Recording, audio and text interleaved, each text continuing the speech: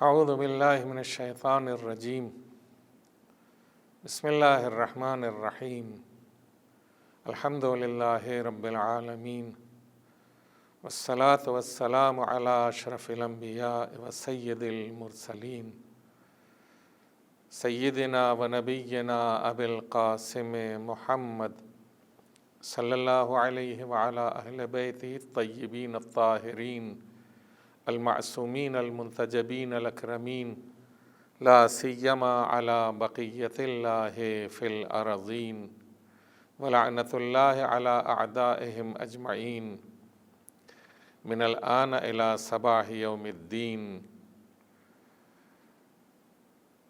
قال اللہ سبحانہ تبارک و تعالی فی کتابہ الکریم وہو اصدق الصادقین۔ بسم اللہ الرحمن الرحیم۔ لقد خلقنا الانسان فی احسن تقویم ثم رددناہ اسفل سافلین۔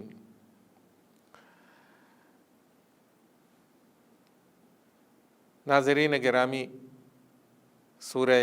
3 کی یہ آیہ کریمہ میں نے آپ کی خدمت میں عرض کی ہے۔ گفتگو انسان کے اوپر ہے۔ ابتدائے خلقت سے انسان خداوند عالم کی اعلیٰ ترین مخلوق کی شکل میں پہچانوایا گیا ہے، لیکن در حقیقت خود انسان نے انسان کو نہیں پہچانا۔ خدا نے جب اس انسان کو خلق کیا تو ارشاد ہوا فتبارک اللہ احسن الخالقین۔ خدا نے اپنی اس خلقت کے اوپر ناز کیا۔ خدا نے اپنی اس مخلوق کو دیکھنے کے بعد اس میں اپنے جلوے دیکھے۔ اپنی اس مخلوق کی تخلیق کے بعد وہ انوار اس کے اندر ودیعت کیے کہ جو صفات الہی کی شکل میں انسان کے وجود میں جلوہ گر ہیں۔ یہی وجہ ہے کہ چونکہ وہ آئینہ تمام عیار ہے الہی انوار کا، اسی وجہ سے پروردگار عالم نے جب اسے خلق فرمایا تو ارشاد ہوا کہ فتبارک اللہ احسن الخالقین۔ کیا کہنا اس ذات کا کہ جس نے جو بہترین خلق کرنے والا ہے، احسن خالقین ہے۔ اس کا مطلب یہ ہے کہ پروردگار عالم پہچانتا ہے، اور اگر پہچانتا نہ ہوتا تو ظاہر ہے کہ خالق اگر نہ پہچانے گا تو کون پہچانے گا انسان کو۔ لیکن یہ بات اپنی جگہ کے اوپر ہے کہ خالق کے بعد، اور خالق نے اپنی اس مخلوق کی تعریف کے بعد جب لوگوں سے اس کا تعارف کرایا تو حالت یہ ہوئی کہ لوگوں نے یہ کہا کہ تو اسے خلق کر رہا ہے اور اپنا خلیفہ بنا رہا ہے کہ جو زمین کے اوپر فساد اور خون ریزی برپا کرے۔ تو اس وقت پروردگار عالم نے یہ ارشاد فرمایا تھا کہ جو میں جانتا ہوں انی اعلم ما لا تعلمون، جو کچھ میں جانتا ہوں اس بشر کے سلسلے میں، جو کچھ میں جانتا ہوں اس انسان کے سلسلے میں، اسے تم نہیں پہچانتے، تم نہیں جانتے۔ تم اس کے ظاہری وجود کو دیکھ رہے ہو، تم اس کی ظاہری تخلیق کو دیکھ رہے ہو، تم اس کے حتیٰ پراگندہ خیالات کو دیکھ رہے ہو، تم اس کے نقل و حرکت کو دیکھ رہے ہو، تم اس کے اعمال کو دیکھ رہے ہو جو کبھی تمہیں اچھے لگتے ہیں، کبھی برے لگتے ہیں، اور اس بنیاد کے اوپر تم یہ سوچتے ہو کہ یہ انسان اس لائق نہیں ہے کہ اسے خلیفۃ اللہ بنایا جائے۔ لیکن حقیقت کیا ہے؟ حقیقت یہ ہے کہ جس طرح پروردگار عالم نے اس مخلوق کو خلق کرنے کے بعد اپنی روح جو اس کی ذات کی طرف منسوب تھی، خداوند عالم کی ذات کی طرف منسوب تھی، اس روح کو اس کے اندر پھونکا تو وہ تمام جلوے اس کے اندر سمٹ گئے کہ جو اسماء و صفات الہی کے جلوے تھے، اور یہ ہر وجود بشری میں موجود ہے۔ ایسا نہیں ہے کہ بعض انسانوں میں الہی جلوے موجود ہوں اور بعض انسانوں میں الہی جلوے موجود نہ ہوں۔ در حقیقت تمام انسانوں میں روح کردگار موجود ہے جو اللہ کی طرف منسوب ہے۔ روح کے سلسلے میں جو گفتگو علماء نے کی ہے اس میں ارشاد فرمایا یسألونک عن الروح، لوگ آپ سے سوال کرتے ہیں اے پیغمبر کہ روح کیا ہے، تو پروردگار عالم نے انہیں جواب دینے کے لیے فرمایا قل الروح من امر ربی، روح میرے رب کے امر میں سے ہے، امر پروردگار۔ اب یہ جو امر پروردگار میں سے ہے یہ روح، اور یہ روح وجود بشری میں جلوہ گر ہے، تو اب یہی امر پروردگار اسماء اور صفات کے انوار کی شکل میں انسان کے وجود میں جلوہ گر ہے۔ انسان حتیٰ خدا کا بندہ خاص ہونے کے نہ ہونے کے باوجود، خدا کی عبادت نہ کرنے کے باوجود جو اچھے کام کرتا ہے، جو نیکیاں کرتا ہے، جو بھلائیاں کرتا ہے، جو دوسروں کی مدد کرتا ہے، جو دوسروں کے ساتھ مہربانی سے پیش آتا ہے، جو دوسروں کے اوپر رحم کرتا ہے، یہ وہ تمام صفات ہیں کہ جو الہی صفات اور کمالات ہیں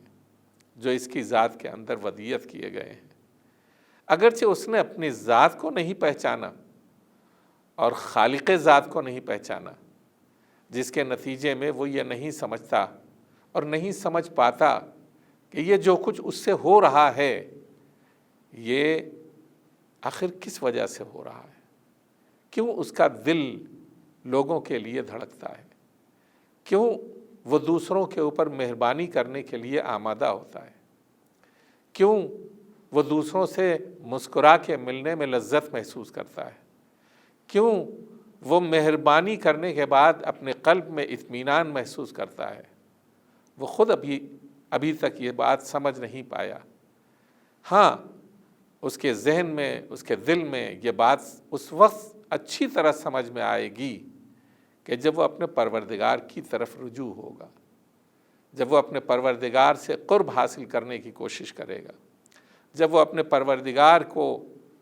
کی بندگی کرنے لگے گا، اپنے پروردگار کی بارگاہ میں سجدہ ریز ہونے لگے گا اور اپنے پروردگار کی عطا کردہ نعمتوں کا شکر ادا کرنے لگے گا، تو وہ ان حقائق کو بخوبی سمجھنے لگے گا کہ اس کا دل اپنے جیسے لوگوں کے لیے، حتیٰ حیوانوں کے لیے مہربانی کے طور کے اوپر کیوں دھڑکتا ہے، اور وہ دوسروں کے ساتھ حسن سلوک کرنے کے لیے اپنے اندر شوق کیوں پیدا محسوس کرتا ہے۔ یہ ساری چیزیں انسان کو توجہ دلانے کے لیے، انسان کو غور کرنے کے لیے ہیں کہ انسان انہیں محسوس کرے۔ جب انسان انہیں محسوس کر لیتا ہے تو وہ خداوند عالم سے جڑ جاتا ہے۔ یہاں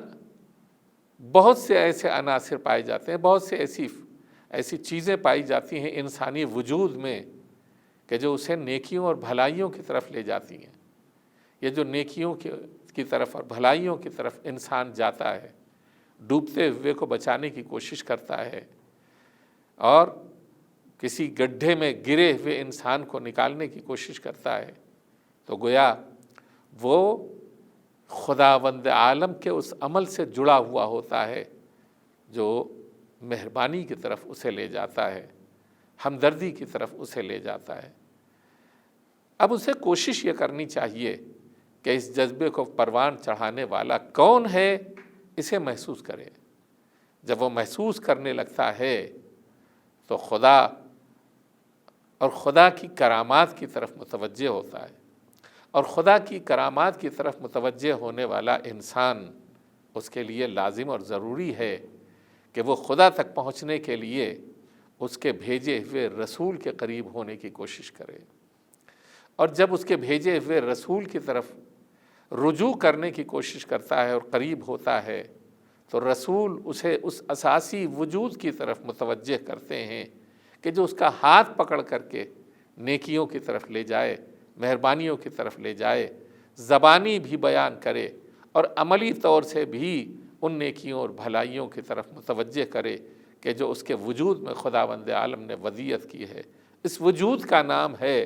جو اس دنیا کے اندر ہمارا ہاتھ تھامنے کے بعد اس دنیا میں بھی ہمیں نیکیوں کی طرف متوجہ کرتا ہے اور بھلائیوں کی طرف متوجہ کرتا ہے، اور اس دنیا کے بعد بھی ہمارا ہاتھ چھوڑتا نہیں ہے بلکہ ہمارا ہاتھ تھام کے برزخ کی منزل کی طرف لے جاتا ہے، قبر میں لے جاتا ہے، قبر سے برزخ کی منزل میں لے جاتا ہے، برزخ سے محشر کی منزل میں لے جاتا ہے، اور محشر سے پل صراط سے گزارنے کی کوشش کرتا ہے اور پھر جنت میں داخل کرتا ہے، اور اس وجود کا نام ہے امام۔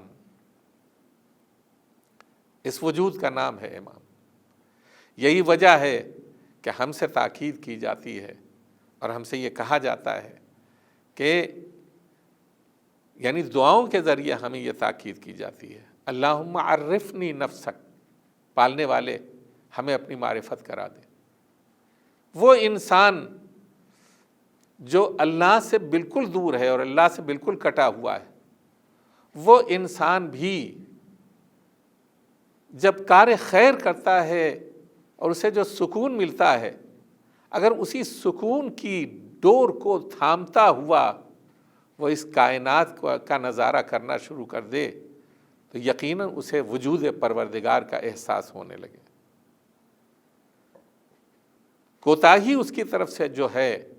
وہ یہی ہے کہ وہ ان تمام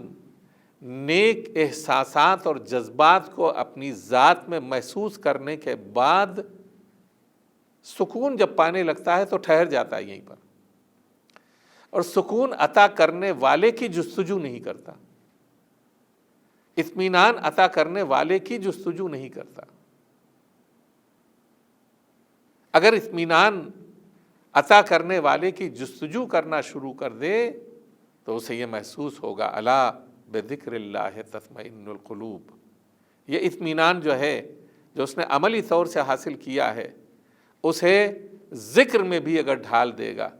تو یہ اطمینان اسے خدا سے بالکل جوڑ دے گا، اور اس طرح سے جوڑ دے گا کہ جب وہ خدا کو پہچاننے لگے گا، اس کی ذات کو محسوس کرنے لگے گا تو اس کا ذکر اس کی زبان کے اوپر بہرحال آ کے رہے گا، اس کا شکر اس کی زبان کے اوپر بہرحال آ کے رہے گا۔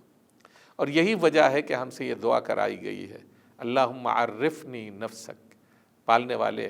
ہمیں اپنی ذات کی معرفت کرا دے، ہمیں اپنی ذات کی معرفت کرا دے۔ جوش نے بڑے ہی پیارے انداز میں ہمیں توحید کے راستے کی طرف بڑھانے کی کوشش کی ہے، اور یہ کہا ہے کہ ہم ایسے اہل نظر کو ثبوت حق کے لیے، ہم ایسے اہل نظر کو ثبوت حق کے لیے اگر رسول نہ ہوتے تو صبح کافی تھی، صبح کافی تھی۔ یہ تو کرم ہے پروردگار عالم کا کہ جو اس نے انبیاء اور مرسلین بھیجے، اور بھیجنے کے بعد ہمیں جگہ جگہ کر کے یہ بتانے کی کوشش کی کہ خدا ہے، وجود پروردگار ہے، اور تمہاری ذات میں بھی اس کا احساس پایا جاتا ہے، تمہارے عمل اور کردار میں بھی اس کا احساس پایا جاتا ہے۔ شرط یہ ہے کہ تم اسے محسوس کرو۔ جوش اگر صبح کے طلوع کو دیکھ کر کے خدا کی ذات کا کلمہ پڑھنے کے لیے تیار ہے، جوش اگر اندھیرے کو اجالے میں تبدیل ہوتا ہوا دیکھ کر خدا کی ذات سے میں سرشار ہونے کے لیے آمادہ ہیں، جوش اگر ظلمت کو نور میں تبدیل ہوتے ہوئے دیکھ کر اور گمشدہ اشیاء کو روشنی میں منور ہوتے ہوئے دیکھ کر یہ اعلان کرتے ہیں کہ یہ صبح ہی ہمیں خدا تک پہنچانے کے لیے کافی ہے۔ یہ بات الگ ہے کہ خداوند عالم نے انبیاء اور مرسلین کو ہماری ہدایت کے لیے بھی بھیجا ہے۔ یہ چیز جو ہے وہ ہمیں سوچنے کے لیے مجبور کرتی ہے اور آمادہ کرتی ہے۔ اللہم عرفنی نفسک، پالنے والے ہمیں اپنی معرفت کرا دے۔ وہ انسان یقیناً خدا کی معرفت حاصل کرنے کے لیے بے چین اور پریشان ہوتا ہے جسے اپنی واقعی اہمیت کا احساس ہو، جسے اپنی واقعی توانائی کا احساس ہو، جسے اپنی واقعی قوت کا احساس ہو، ایسا احساس کہ جس کے ذریعے انسان اپنے آپ کو کائنات کے اندر محسوس کرنے کے باوجود کائنات کو تسخیر کرنے کی توانائی اور قوت رکھتا ہو۔ ایسا انسان وہ اپنے پروردگار سے قریب ہونے میں لذت نہیں محسوس کرے گا، اور اگر لذت محسوس کرے گا تو کیسے محسوس کرے گا؟ حتیٰ اپنے پروردگار تک پہنچنے کے لیے وہ اپنے آپ کو اس منزل کے اوپر پہنچائے گا کہ جہاں وہ زخموں سے چور ہو جائے، جہاں وہ تیروں اور تلواروں کا نشانہ بن جائے، جہاں وہ اپنے اہل و عیال کو خدا کی بارگاہ میں فدا کر چکا ہو، جہاں وہ اپنے کڑیل جوان کے سینے سے برچھی کا پھل نکال چکا ہو، جہاں وہ اپنے برابر کے بھائی کے بازو کٹے ہوئے بازوؤں کو اٹھا چکا ہو، جہاں وہ اپنے بھتیجے کے پامال لاشے کو لا کر کے خیمے میں رکھ چکا ہو، جہاں وہ اپنی ساری بضاعت پروردگار عالم کی بارگاہ میں پیش کر چکا ہو، ایسے میں وہ اپنے قرب پروردگار کو محسوس کرتا ہے، زخموں سے چور ہے، گھوڑے کے اوپر ڈگمگا رہا ہے اور زمین کے اوپر آ رہا ہے تو یہ کہتا ہوا آ رہا ہے بسم اللہ وباللہ وفی سبیل اللہ وعلی ملت رسول اللہ صلی اللہ علیہ وآلہ وسلم، سبوح قدوس رب الملائکۃ والروح۔ تہ خنجر ہے لیکن ذکر خدا میں مشغول ہے، تہ خنجر ہے لیکن یاد الہی میں مصروف ہے، تہ خنجر ہے لیکن اسے اپنی اولاد اور اپنے بچے یاد نہیں آ رہے ہیں، تہ خنجر ہے لیکن اسے اہل حرم یاد نہیں آ رہے ہیں جنہیں بے سہارا بظاہر چھوڑ کر خدا کے حوالے کر کے مقتل میں آیا ہے اور سوکھے گلے کے اوپر روانی ہے، سوکھے گلے کے اوپر خنجر چل رہا ہے اور وہ اپنے آپ کو خدا کے حوالے کر چکا ہے اور ذکر پروردگار میں مشغول ہے، اور اس طرح سے ذکر پروردگار میں مشغول ہے کہ پروردگار صرف اس کی سن رہا ہے اور وہ پروردگار سے گفتگو کر رہا ہے، اور جب پروردگار سے گفتگو کرنے والا اپنے گلے کو کٹا چکا ہوتا ہے تو پروردگار اس کی زبان سے کلام کرنے لگتا ہے اور کلام الہی اس کے لبھائے اقدس سے جاری ہونے لگتا ہے۔ دنیا سمجھتی ہے گلا کٹ جائے گا تو زبان میں حرکت نہیں ہوگی، لیکن حسین یہ آواز دے رہا ہے تم نے گلا کاٹا ہے، لسان الہی کو تو نہیں کاٹا ہے، اور یہ لسان الہی ہے جو میرے وجود میں ذکر پروردگار میں مشغول ہے، جو میرے وجود میں تکلم کا شرف حاصل کر چکی ہے، اور جو میرے وجود میں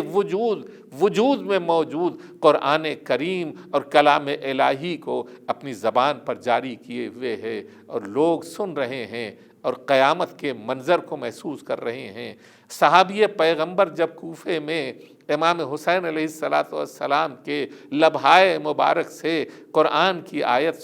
سنتا ہے اور بے چین ہو جاتا ہے، افحسبتم ان اصحاب الکہف والرقیم کانوا من آیاتنا عجبا، تو اب ایسے موقع کے اوپر صحابی پیغمبر یہ کہتا ہوا نظر آتا ہے، فرزند رسول آپ کی داستان اصحاب کہف اور رقیم سے بھی کہیں زیادہ حیرت انگیز ہے، کہیں زیادہ وحشتناک ہے۔ آپ فرزند رسول ہیں اور آپ کا سر قلم کر دیا گیا، آپ کا سر نو کے نیزہ کے اوپر ہے، لیکن آپ کلام الہی کی تلاوت کر رہے ہیں۔ یہ انسان ہی تو ہے کہ جس کے بارے میں پروردگار عالم نے ارشاد فرمایا تھا فرشتوں سے، جب فرشتوں نے کہا کہ تو ایسے کو پیدا کر رہا ہے جو زمین پر فساد اور خونریزی برپا کرے، تو حسین کے اس جلوے کو نمایاں کرنے کے لیے آواز دی تھی پروردگار عالم نے، انی اعلم ما لا تعلمون، جو میں دیکھ رہا ہوں وہ تم نہیں دیکھتے۔ دیکھو یہ ایک انسان ہے، یہ انسان کامل ہے کہ جو سر کٹانے کے باوجود میری زبان سے کلام کر رہا ہے، میرے کلام کو مشتہر کر رہا ہے اور پھیلا رہا ہے، اور میری ذات کا کلمہ پڑھوا رہا ہے۔ وَسَيَعْلَمُ الَّذِينَ ظَلَمُوا أَيَّ مُنْقَلَبٍ يَنْقَلِبُونَ۔